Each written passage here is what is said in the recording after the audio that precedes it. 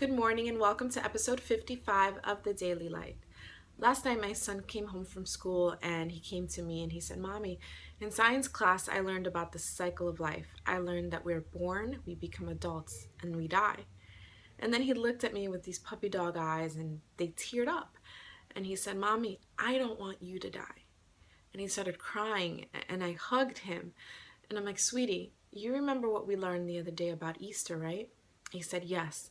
And because he goes to Catholic school, he said to me, "Jesus died, and on the third day he rose again from the dead." And I said, "Yes, baby. And that's why we never really die.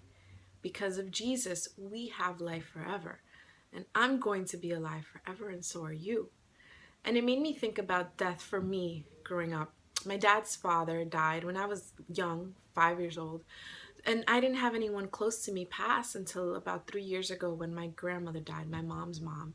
And that was extremely painful because I saw this cute old lady who was so full of life, always like the life of the party. And all of a sudden that light was gone. And I flew to DR to watch her in the hospital pass away.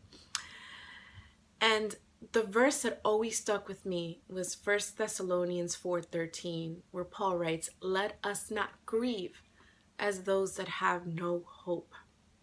And yes, death is really painful because for a while we're going to be without those people that we love so much. It's not going to be that phone call away, that visit away, but we know in faith that Jesus is going to bring them back, that we're all going to be together one day. And these are the times in which we really have to put our faith to the test. If this is what we believe, if we know that we serve a Christ who is alive and not dead, then we know that no one really truly dies. And as painful as it was to watch my grandmother pass away, and the pain from my mom and all my aunts and uncles or her children, and last year when my father's mother passed away and we also experienced that as a family and experienced that loss, I still have a sense of hope because I've gained them more powerfully now. I know that they're always with me now. And I just trust in Christ when I know that this life is not the end.